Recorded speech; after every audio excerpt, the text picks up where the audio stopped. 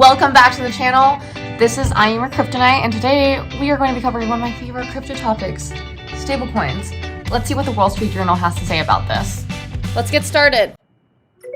Bitcoin has become a popular mainstream investment, but it's also known for its volatility.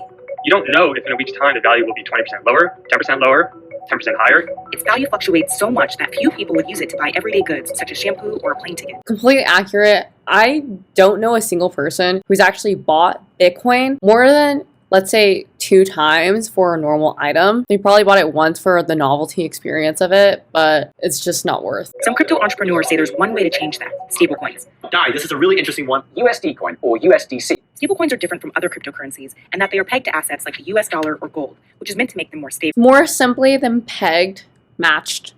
They've grown particularly popular among traders online. In just a year, as Bitcoin hit new records, the market value of stablecoins has grown tenfold. Facebook has announced plans to launch its own stablecoin, and Visa said it would create a stablecoin credit card. Yes, so this video was published almost exactly a year ago, so it's not the most updated video. In the time since, Facebook stablecoin, Libra, Novi, DM, it's gone through 3 different rebrandings. It's not plugging along anymore. But a probe of one stablecoin exposed some potential risks with this system. This is Tether. Everyone knows it's sketchy. It's Tether. The New York Attorney General had accused Tether, the most popular stablecoin, of lying about the cash reserves it uses to guarantee Off topic, but if any of y'all watch Billions, Attorney General, I'm pretty sure that's Chuck Rhodes. dollar peg. Tether did not deny nor admit wrongdoing as part of a 2019 settlement, but agreed to release quarterly statements detailing its reserves. I hope they cover reserves soon, otherwise I'll talk about it and why it's specifically shady with Tether. So can stablecoins accelerate the adoption of cryptocurrencies in our daily lives, and will they change the way we pay for goods? According to its creators, Bitcoin was meant to allow direct payments without ever going through banks. Creators, we'll see if it's actually in the white paper, but it's all anonymous if you recall from my Bitcoin video. So far, it's been accepted by few companies, with very few high-profile exceptions like Tesla.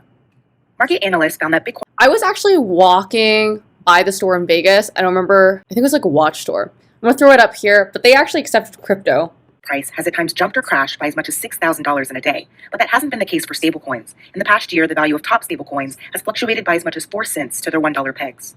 You can have reasonable assurance that in 3 months' time or 6 months' time or 1 week's time, it'll still be worth $100. Yes. And that's what was missing in crypto before stablecoins came along. Yes. Alex Kern is an analyst who researches stablecoins and other cryptocurrencies. He says the first stablecoins were created as early as 2014. The 24-hour trading volume is often over 90 billion. Bitcoin is a little over 50 billion. So it trades more often than Bitcoin. Yes, but there are literally 20 plus stablecoins, if not 100 at this point. Tether was pegged to the US dollar, and more than 200 other stablecoins followed. Exactly. Some pegged to the euro or to the Korean won, others to commodities like gold, silver, or oil, or a combination of different assets. On top of stability, stablecoins like Tether have another key advantage: speed. Because this is digital money, transactions go through in a matter of seconds, faster than the 3 days it usually takes to wire US dollars or euros using traditional. You guys might know this, but even though Venmo, if you're in the US, is instant, to transfer it into your bank still takes 3 business days, unless you pay a fee to expedite it. It's the same thing versus with crypto, with stablecoins, a lot of it is meant for high volume of transactions, so it's much more instant. Banks. Stablecoins are also faster than Bitcoin because the payments are centralized and managed by the company that created them. For example, Tether transactions are managed by the Tether platform, while Bitcoin payments are processed by a vast decentralized network of people called miners who are spread out all over the world. It's instantaneous. There's no settlement process that needs to occur. Only a handful of e-commerce websites accept stablecoins at the moment, but crypto traders have quickly adopted stablecoins like Tether to buy and sell cryptocurrencies online. That's because stablecoins don't run on normal banking hours. Compared to stocks that have to be traded in locations like New York or Hong Kong during specific hours, cryptocurrencies are traded 24 hours a day, 7 days a week, all across the globe. Plus, Yes. academics who study the role of cryptocurrencies say some banks have been wary to interact with crypto exchanges due to the lack of oversight in the industry. I'm definitely covering this in future videos, but for example, one person on my team is in the Philippines and she talks about how do I convert crypto in my account to cash because I'm afraid that my bank account will not connect to a crypto exchange because of the sketchiness. I told her it really depends on national regulations of your country in regards to crypto, and also for tax reasons and legal reasons. And concerns that they could be exposed to illicit activities like laundering money or funding terrorism. Binance, one of the largest cryptocurrency exchanges in the world, said it is committed to creating a compliant, safe, and reliable trading environment, and it asks users to follow all local laws on money laundering and counterterrorism financing. In 2019, the New York A lot of the big crypto exchanges are being much more hard on identifying their users and having ID so that can comply with national regulations, which in the long run is very good for protecting consumers, but in the short run for people who want to evade certain taxes or regulations, it's boo for them.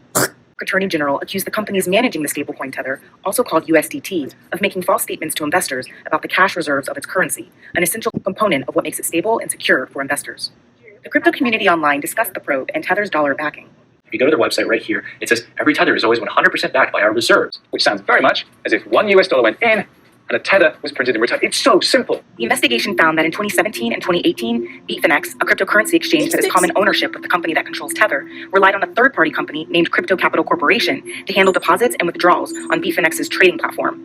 The New York Attorney General's office said that Crypto Capital Corporation failed to process some of these orders, and Bitfinex lost access to $850 million of its customers' money. $850 million? Crypto Capital Who has the money then? said it couldn't process Bitfinex transactions because in 2018, its bank accounts in the US, Poland, Portugal, and the United Kingdom were frozen without justification. Naturally, this significantly delayed fiat withdrawals from Bitfinex for its users, which started to suspect something was up. The New York Attorney General's office said Bitfinex tapped into Tether's dollar reserves, So they blame the government? cover up the losses, and afterwards lied to its customers when it said its currency was fully backed by US That's sketchy. dollars at all times.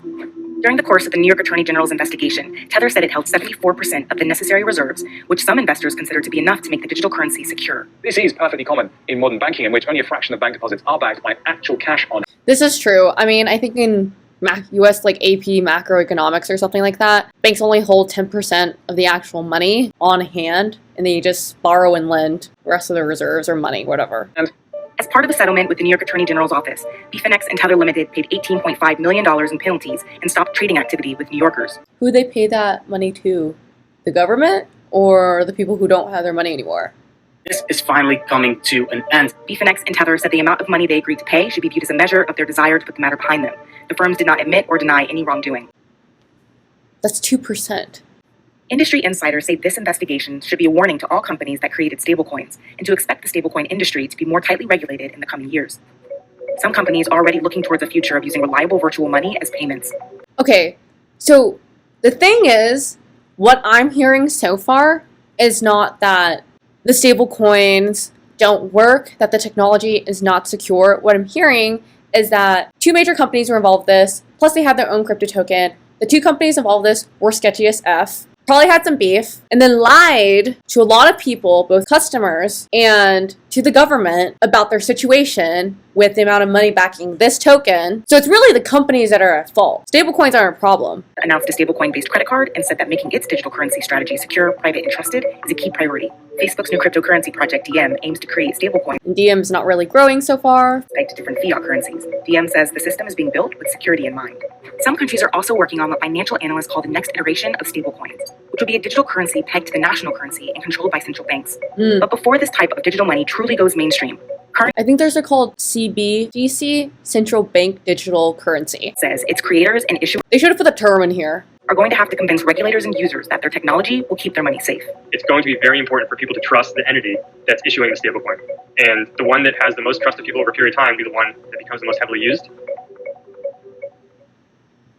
This video was stupid. No offense to Wall Street Journal. If you ever want to feature me, I am here. But it actually didn't say anything wrong with stablecoins. It said, what is wrong with USDT, Tether, stablecoin? What's wrong with it is that the people running those two organizations don't tell the truth or are doing a very poor job of doing business, basically. But yeah, I don't see what the problem is with stablecoins. I'm a huge fan of stablecoins. My next few videos cover stablecoins that I'm involved with, plus why they're so great, especially for those in emerging countries. I also find that this basically just talked about the problem with the two organizations, but it actually didn't teach you anything about stablecoins, what they're used for besides crypto traders, which is not the use case at all for me and for a lot of people in the world. So yeah, I think this is a very bad take. I think this is a beautiful video, but a very bad take. So I'll see you guys in my next stablecoins videos. We're gonna be covering more about stablecoins and also political movements because that marries really well together, and also about crypto wallets and what we do when everything is so expensive and kind of how stablecoins have addressed this, not necessarily in the US so far, but in other countries. I'll see you in my next video.